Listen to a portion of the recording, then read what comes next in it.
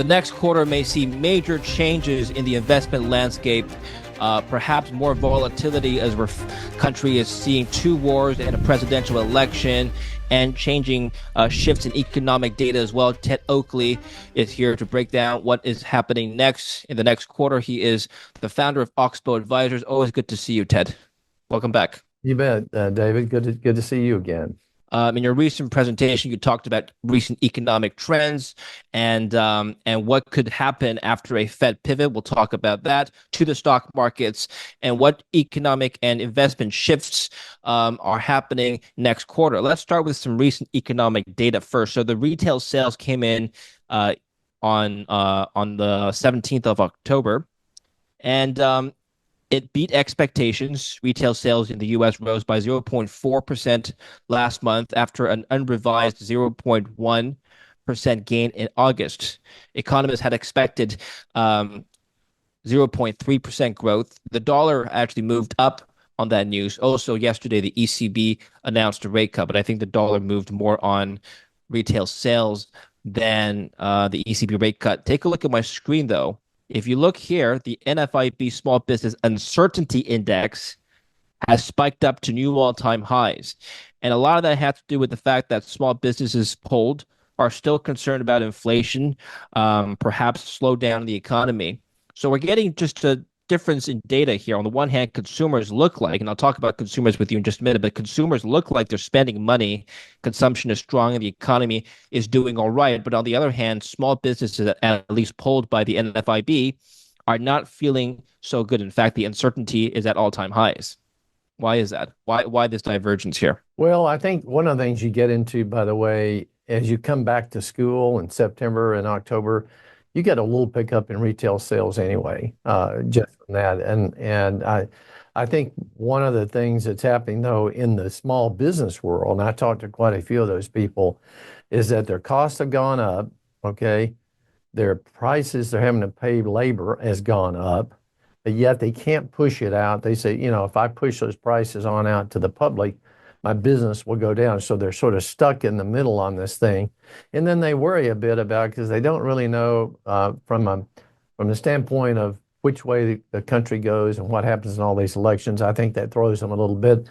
But generally, they're getting squeezed. And I think that's why they have the outlook they have. You have a chart that shows that for consumers, the annual percent change in non-mortgage debt has grown tremendously more than their mortgage debt in the last couple of years. And that makes sense because for most Americans who own homes, their mortgages haven't changed much because they're on a fixed 30-year. But why the huge change in non-mortgage debt, Ted, and what is that going to do to consumption? Well, I think they've continued to borrow, David, to make ends meet and to buy what they want to buy. And we haven't gone through a period yet where people will say, I just can't do that anymore. But if you look at the number of delinquent credit card accounts that have been closed, in other words, we're not going to give you any more credit, okay? That's gone up quite a bit. And so you're seeing what's happening is people are they've gone out and borrowed more to live and to do the things they want to do instead of trying to really live within their means and cut back. Because it's a tough time out there right now. I think a lot of them are having to borrow just to do the normal rate of business week to week. And that's why it's going up, in my opinion. Well, we don't have data to prove this, but do you suspect that a lot of the retail sales numbers that have gone up, perhaps those were driven up by credit spending? Oh, I think so. Yeah, I think so. You look at it, and I don't think they're paying for cash. For sure. I mean, even if they're using a credit card, they're not paying it off. Yeah. The credit card rates now, believe it or not, I mean, there's a lot of them out there now, 28.9, 29.1. I've seen a number of them like that. And if you think about that, that is an egregious amount to charge to the people. Do you think that consumer spending and general retail sales strength will continue into Christmas and into next year? Oh, I would guess into Christmas, David, only because I think people will do whatever they have to do so that they can, buy what they want to buy for the little ones and the big ones and everybody else in the family. They'll say, hey, we'll cut back next year.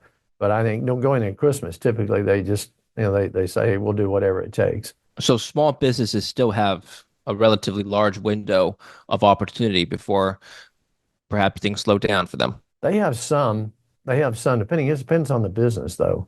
If you look at a lot of these small businesses that have like car washes and places where there are little food outlets and things like that, that won't affect their business, but it would probably affect the people that are selling some product, but it wouldn't be overall, I don't think. In your presentation, let's talk about the Fed now. In your presentation, by the way, I encourage people to check out Oxbow Advisors YouTube channel, link down below. But in your presentation from 2 weeks ago, you highlighted um, how stock markets have performed in the past following a Fed pivot. Before we get to that chart, though, you asked a question, which is whether or not the Fed is making a mistake. And so I'm going to pose the same question you asked to yourself. Has the Fed made a mistake? Well, they made a mistake, but they always make a mistake. That's nothing new. I mean, if you go back over 30 years, 25 years particularly, but 30 years really from Greenspan on, I mean, they do nothing but make mistakes. And so all you have to do is go back and look at transitory inflation, and then they thought that wasn't going to last, and they raised the rates too much, and now they haven't lowered them fast enough. And yeah, and now I think what they'll have to do, because the government has so much debt, is have to lower them lower than they think, which is going to create another inflationary spiral. So they're between a rock and a hard place, and I don't think they have the skill set to know what to do with that. You highlighted that a lot of fund managers are bullish on the stock markets right now precisely because the Fed has cut rates and will continue to cut rates into next year. You also have a chart that's pretty interesting. You're showing the Dow Jones Industrial Average performance from 1914 to the present day. And apparently, according to your research here, anytime the Fed has cut rates into into an environment when stocks have gone down by more than 10%, the gain in the subsequent 12 months is around 30%. However, if they're cutting into an already bullish environment, anytime when the previous gains in the last 12 months, or 24 months rather, have been about 10% or greater, then the next 12 months are looking at is usually around 2.6% of gains. So significantly less already. So basically what you're trying to say is investors are a little bit too bullish right now on the Fed. Well, David, I think they think that, hey, the Fed's going to come to the rescue here. Rates are going to go down. We're going to go back. Happy days are here again, like I said in my newsletter. And I think they're forgetting that, you're in a period now, and this doesn't make sense, by the way, for the Fed to be too aggressive on the downside when you're running huge deficits, at a time when the economy's really doing okay. And so I think I don't know if that was political or where they were coming from particularly, but I think one of the problems they'll run into is if you start showing 3 or 4 months of inflation here, and they've already told the world, hey, we're going to move the rates down, and then they're stuck. See, they're like, okay, no, we're not going to do that. Then you send, again, after many other times they've done this, you send the wrong message to the people out there. And so, they've gone out and bought long bonds, and then all of a sudden they may not work. The Fed cutting rates, how is that going to improve and or change, or perhaps even lower liquidity? I mean, the liquidity profile of the markets, capital markets. Would you expect that to change considerably following the last 50 basis point cut and into next year? Well, I think, David, the thing about the Fed is their job is to really make sure, and I know it's inflation and employment, but one of their jobs is make sure the Treasury makes it. And the Treasury's been basically doing nothing but T-bills because they know that's where they can get the financing right now, because so many hedge funds and short-term people will buy the T-bill when they won't buy a long bond. That's why we have all this T-bill issuance that's going on. And the Fed itself, the problem for them is they realize that this debt load we have right now is drowning the government. Mm. So they have two choices.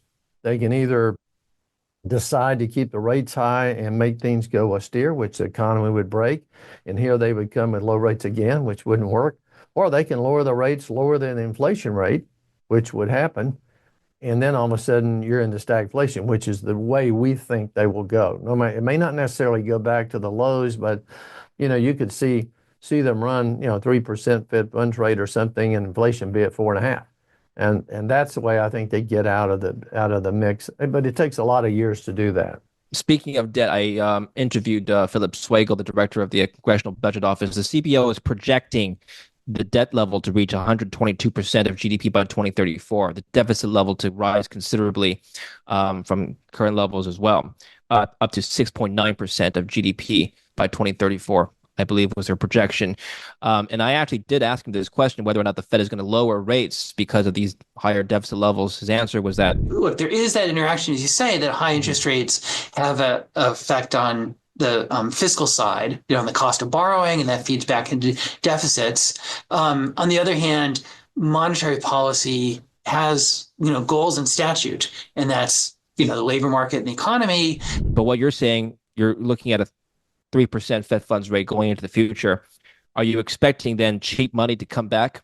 Well, what I'm saying is no matter where the rates are, they're going to be, I suspect, that they'll be lower than the rate of inflation. And so what would happen is it wouldn't make any difference if they were cheap because, yeah, you could have cheap rates, but your inflation's killing you on the other side.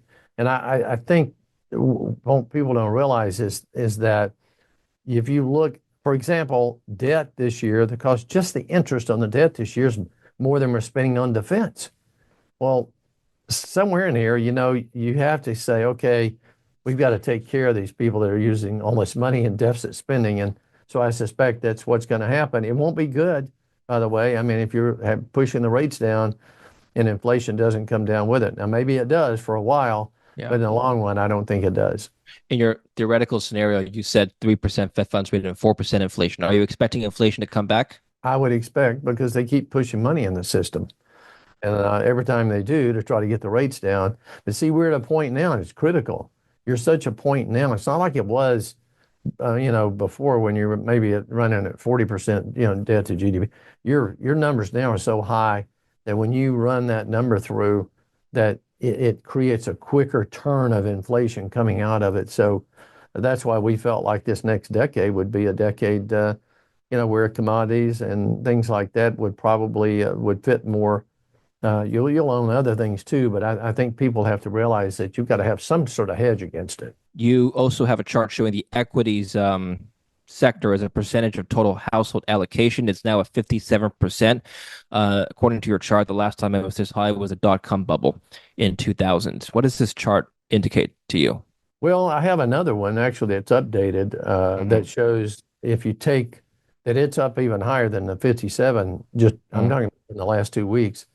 And it indicates that if you look at it now, right now, with what the numbers I have, the exposure to the stock market is as a percentage of financial assets for everybody that invests is the highest that I've ever seen it and the numbers I ever have. I don't have a number this high before. And it is extraordinarily high for people over 65. For people over 60, 65, they have about 2/3 of their exposure of financial assets to the stock market. And that tells me that everybody, including that boomer group, are very, very complacent as if nothing, they don't realize they're in a risk asset. The stock market's a risk asset. They don't realize they're in that. And I think anything that rubs the wrong way on that stuff, and you're going to have some serious problems for that group because they're just too exposed. Okay, so usually in the past, when everybody's piled into stocks, is that a bearish signal? It is. Because what happens is they've all bought all the way and they have everybody's in. And so, the cash levels, if you look at cash levels, they're low too. And bond levels are really low. But they've decided that, nothing will happen. We have short memories. So let's just put everything in. We just keep on buying. And that's the way it goes. I mentioned the other day, it's like you're a football team and you're ready to score an extra point and you decide to go for two and there's only 3 seconds left. Well, that's what you're doing right now. And a lot of them are going for two. And a lot of times you don't make it and you lose the game. And I think that's where we are right now. They're assuming that everything's going to be okay, not realizing that, if it goes against you here, it may not be so great. I think your chart showing the historical performance of stocks after a Fed pivot is pretty crucial for investors to understand. I'll put it up on the screen one more time. So let's look ahead at the next quarter, Ted. We have a lot of things going on right now, as you've indicated in your presentation. There's a presidential election coming up in a couple weeks. There's two major conflicts in the world happening right now, one in the Eastern Europe and one in the Middle East. Stock markets continue to hit new all-time highs.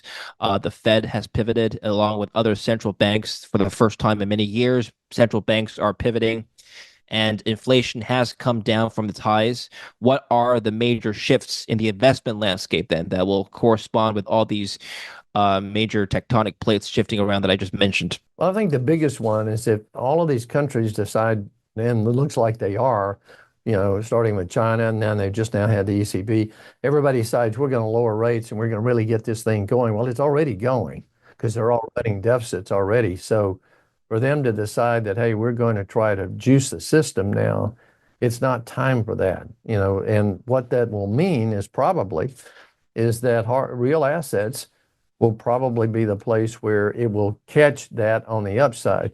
I think financial assets, people don't realize this, but when you go into inflationary times, and you may not eventually, the first 6 or 8 months, you may have rates go really low because we get in trouble here. You could, but I'm just saying eventually they come back. And we're at a time when you get debt levels this high, that means you don't have any room to move. You can't maneuver anything. And that's where we are as a country right now. We're not going to go austere. You can bet on that. So the only way for them to come through it or get out of it is really keep the rates lower, which means you're probably going to need some real assets along with those financial assets. You're talking about commodities. Let's talk about real assets first. Commodities, real estate, gold, that kind of thing. Well, real estate's certainly one. I mean, I think real estate's a great investment, and I've had it and done it and own it for sure. But for us too, in addition to that, we own energy, we own natural gas, we own oil, we own fertilizer, we own all the metals, a lot of the metals we own a lot of gold and gold miners relative to what we've owned in the last 20 years. And so our percentages are fairly high in that right now. So that's where we get that exposure. Utilities have been outperforming the S&P for the last 3 months. You did mention you like utilities as well as fertilizers. What's your thesis for both utilities and fertilizers? Well, for fertilizer, first of all, the input to fertilizer is a commodity, and typically it's going to be nitrogen, natural gas. I mean, a lot of that fits in the input. On the output for fertilizer are obviously grains, all kind of soft commodities, but that all comes through fertilizer. So you pick it up on the other side as well. You have a bigger demand for it. When you look at it, I think that's where you pick that up. I'm not certain I answered your question, but that's where I think you pick it up on that side of things. I think you asked me something else about it, something besides the utilities. Yeah. Do you like utilities as well? Yeah. The utilities, I think the change there is the business model is changing. Mm-hmm. If you look at the amount of electricity that's going to be needed, we haven't owned utilities. We've owned them in the last 18 months, okay, 2 years. But before that, we hadn't owned any in a long, long time. But what's happening is you're going to have big demand for electricity, and we haven't really set up for it in this country. I mean, all of our nuclear is really old and dilapidated. They're trying to get some small nuclear going for corporations, but we haven't let them build new plants. A lot of things go on, and so they're going to be a lot of pressure on the grid. And I think utilities will be more of a growth industry going forward because all of the things that are producing now are productive. AI, data centers, any of that sort of thing, even Bitcoin. Miners, all of that takes a lot of energy, and you're going to have to fund it some way or another. And we think it'll be natural gas, but that's just our opinion. Okay, so it's not really a defensive play that you're positioning yourself into something defensive. It's just you're bullish on that particular sector for those reasons you stated. That's right. I mean, the dividends are good; they're okay, Yeah. But Okay. they're not anything like we get in some of the high income items. How do you feel about consumer staples, another sector that's been outperforming the S&P, the Walmarts and the we own consumer staples and we bought them. I mean, one of the things we started doing last year, because that group got really cheap last year, so we went in and started buying that group, And when we first started buying, people thought, well, my gosh, why would you do that? And we said, well, on a relative basis, okay, those companies are really cheap. We didn't have a crystal ball or anything. We were just looking at the valuations and what happened on them. And so, if you look, a lot of the things we went into, they've done well, but they were kind of stayed tried and true companies, really. And gold, you have a chart showing gold versus homes. This is interesting. In 2004, um, it took 451 ounces of gold to buy a home. In 2024, I'm assuming you used, the national median home price here. It now takes only 156 ounces of gold to buy a home. I think this indicates that the price of gold has been greatly outperforming residential real estate as a national average, I think, is what you're trying to illustrate here. Is gold a better longer term hedge against inflation than, I guess, property? Well, we don't look at it as maybe better than property or whatever. Obviously, if you have built buildings, you're in good shape. Not so much development side, but on the gold side, if you look at gold, you just keep on going back, okay? You'll see that in the long run, gold goes up in the long run. And you'll go through periods where, you'll go through 4 or 5 year periods, sometimes 6 years, where it doesn't go anywhere. In fact, it falls off some, and people lose faith in it, and it comes back and goes to new highs. But I think this time around, because of what the U.S. has done, people want to get away from the dollar. And if you're gonna own anything, you've got to own gold as a hedge against the dollar, number one. But what's going to happen, because they're buying gold? They do not want, if you go look at the amount of Treasury securities they own now, it keeps going lower and lower and lower since 2013. And so you want to be side by side by those other countries that are buying gold. And I think that's where people probably make an error. They don't realize, well, they say, and all I'm saying is you need to have enough to where, as prices move forward and you have inflation, you have things turn around, gold will stay up with that over time. It may not month to month, but it'll stay up over time. Well, commodities overall are relatively cheap, as you have a chart showing that in this next chart, commodities versus the stock market's lowest since, I believe, for a number of decades now.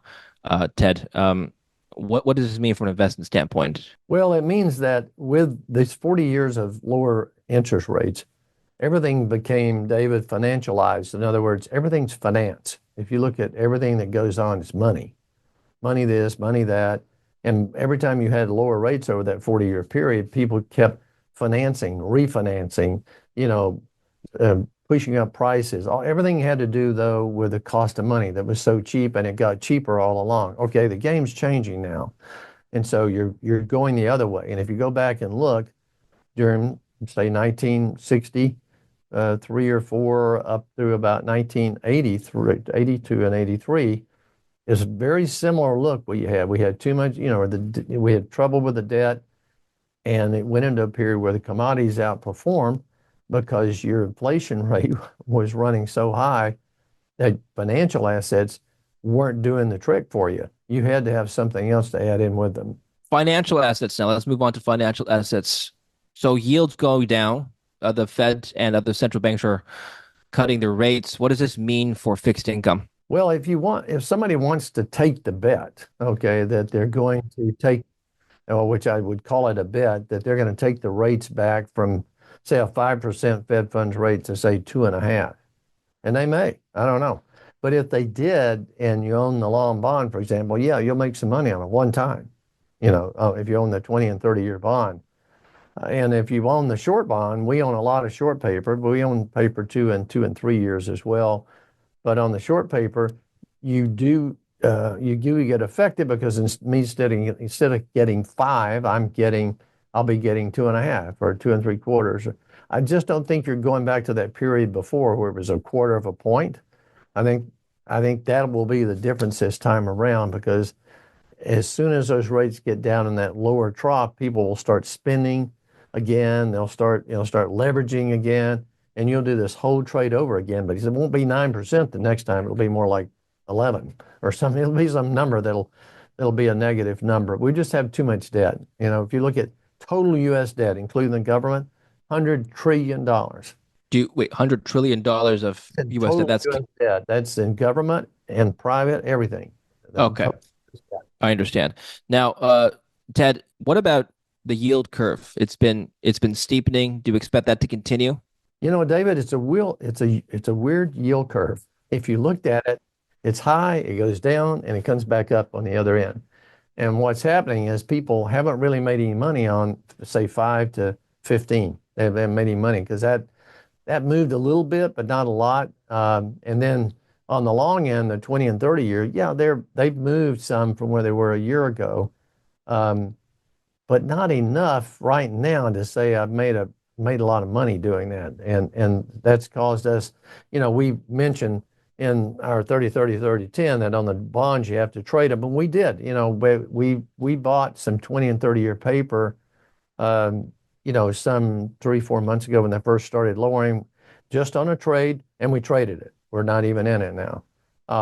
We made a little money on it, and we're back in the short paper now. But I think the curve, the way it is right now, you have to be careful because it's not, when they talk about a steepening curve, it's high at the front, goes down in the middle, and it goes back up at the end.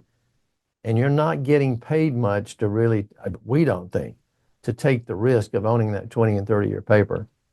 So you would be positioned more for the short end. We are, yeah. We're have a lot of money in the 3 to 6 month. We have a lot of floating rates at the 3 months, and then we have a lot at 1 year and year and a half. We were at 2 year, but we moved past that, so we're 6 months into it. But so it's about 18 months now. Do you like corporate bonds now that the Fed has cut rates and um, you We know, we own some, but we own them 5 years and less on the corporate side. They'll pay a little more than the Treasury. It has to really be a good credit for us before we'll buy them.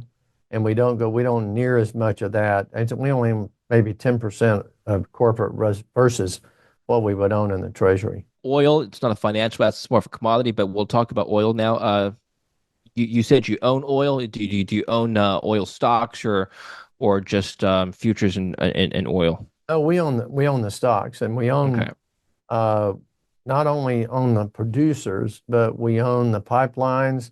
We don't own a lot of the service companies, which you could, but we own the producers, and we own the pipelines, and that's really how we participate in all of that, and natural gas too. And by the way, Exxon, for example, has outperformed the WTI price year to date. Is there a particular reason why the stock is doing better than the commodity itself?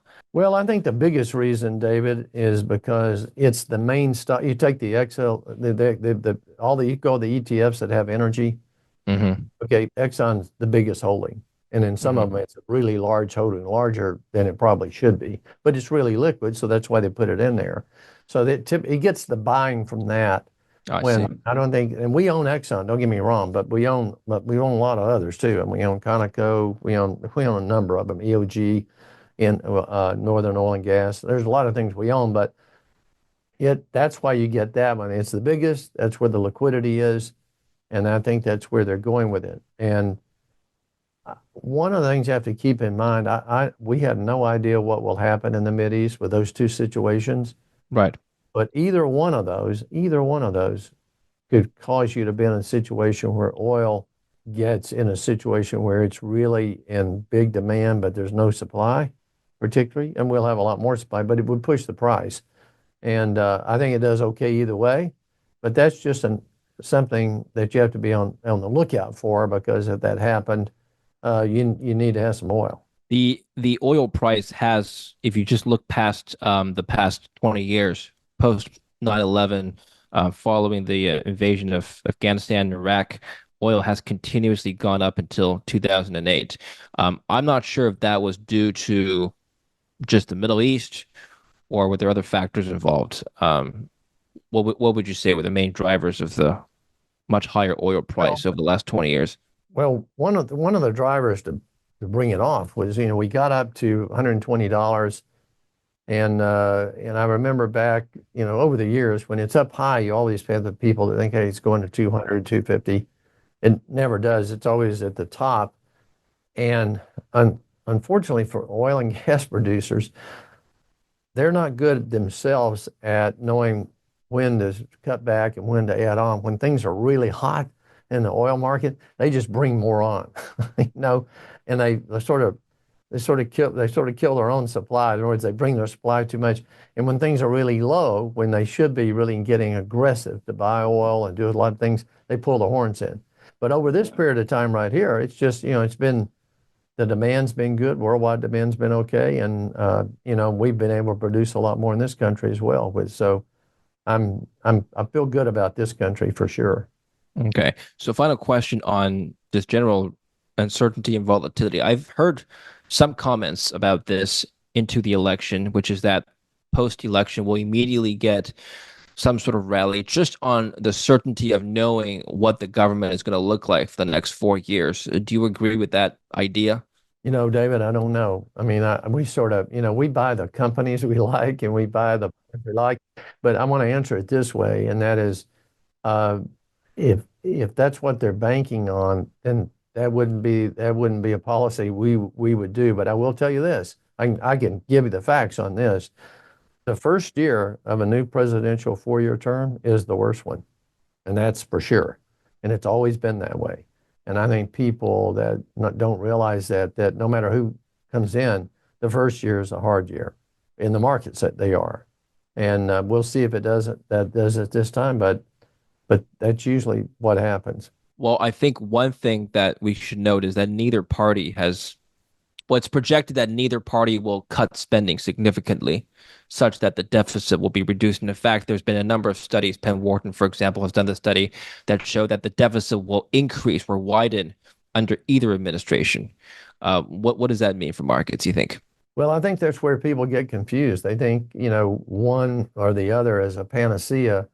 When if you look at the policies, they both want to spend a lot more money, cut a lot of things, do a lot of giveaways, either through tax reduction or all these other policies that want to give away things. But when you give away things, you cut the revenue. And when you cut the revenue, that means you got to run a bigger deficit.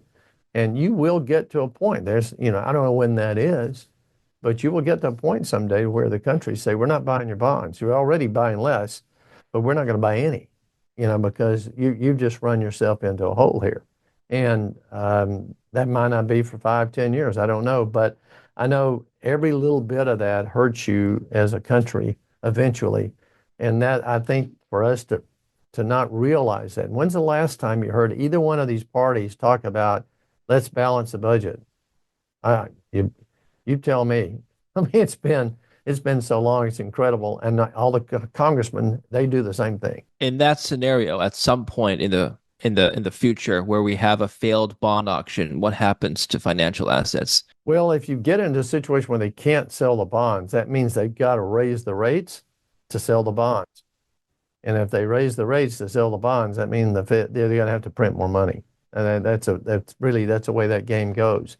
And I don't see them defaulting or anything like that, but I do see them having to push out a lot more money, which means inflation eventually, because they would have to raise rates in order to sell the paper if they couldn't get a buyer. That's what that's all about. So bottom line, are you changing your positioning into Q4 much from the prior quarters this year? Not really. We just look at the companies we want to own, and if they're right, regardless of where we were, our first quarter next year, we would still buy them. I will tell you the markets there's two things I would mention to you. Number one, the markets are extremely overpriced for us. And by that, I mean, if you look at the current multiple of 27 times, but the future multiple of 22 times on the S&P, I mean, if you look at that, that means people are not thinking about anything they're buying. That means they're just pushing it into the market, not worried about a thing. That's one thing. The second thing, and I think this is one of the biggest problems, is the complacency level today is as high as I've ever seen it. And I've been around as longer than most people in the business right now. And I've never seen the complacency level, even 2000. 2000, there were two groups. You had a lot of people that were complacent because they were buying the hot stocks of the internet, but you had another group over here that were really worried about the whole thing. Now you don't have any of that. Everybody is in, and it's going higher and higher and higher.